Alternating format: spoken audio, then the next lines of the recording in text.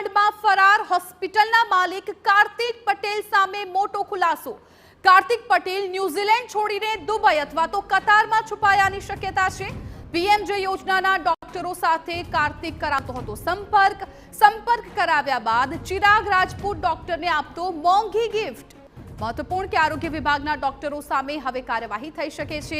ख्याति मामले डॉक्टरों शंकास्पद भूमिका मामले पण पूछपरछ थई शके छे, परंतु अत्यारे आ मोटा अपडेट के ज्यां कार्तिक पटेल मामले आ मोटो खुलासो थयो छे। होस्पिटलना मालिक छे कार्तिक पटेल के जे हवे न्यूजीलेंड छोड़ीने दुबई अथवा तो कतारमा छुपायानी शक्यता छे। पीएमजे योजनाना डॉक्टरों साथे कार्तिक करावतो हतो संपर्क कराव्या बाद चिराग राजपूत डॉक्टरने मोंघी गिफ्ट आपतो हतो।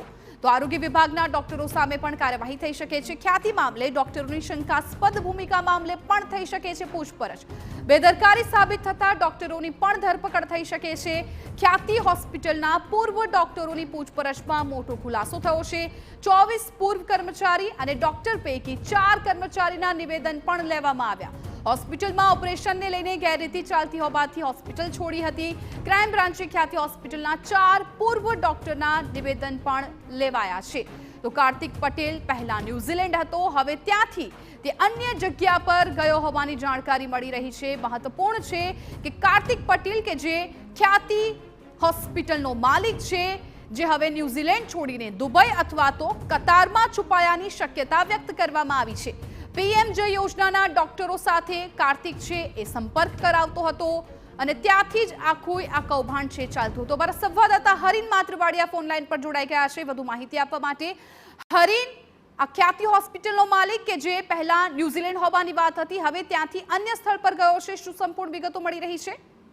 બિલકુલ, જે ખ્યાતિ ગ્રુપનો જે ફાઉન્ડર છે કાર્તિક પટેલ, તે પહેલા ન્યુઝીલેન્ડ હોવાની વાત હતો ને તે છોડી અને હવે દુબઈ અથવા કતારમાં હોવાનું ક્રાઇમ બ્રાન્ચને છે તે તપાસમાં સામે આવ્યું છે। જો કે ક્રાઇમ બ્રાન્ચ છે તેને શોધી રહી છે અને વધુ તપાસ કરી રહી છે, પરંતુ જે આરોપીઓ પકડાણા છે તેની પૂછપરછમાં મોટા ખુલાસા થયા છે અને જે વાત સામે આવી છે કે જે સમગ્ર પીએમજેવાય યોજનાના ડોક્ટરો સાથે કાર્તિક જ છે તે સંપર્ક કરાવતો હતો અને ચિરાગને છે આ તમામ સંપર્ક કરાયેલા ડોક્ટરને સાચવવા માટે છે તે કહેતો હતો અને ડોક્ટર્સને મોંઘી ગિફ્ટ આપવી અથવા તો અન્ય કોઈ સુવિધા પાડવા માટે ચિરાગ છે તે કામ કરતો હતો। બીજી તરફ વાત કરવામાં આવે તો હવે આરોગ્ય વિભાગના એટલે કે પીએમજેવાય યોજના સંભાળતા 4 જેટલા ડોક્ટરો છે તેની છેલ્લી 5 કલાકથી ક્રાઇમ બ્રાન્ચમાં પૂછપરછ ચાલી રહી છે। તમામ જે ડોક્યુમેન્ટ છે તે તપાસવામાં આવી રહ્યા છે।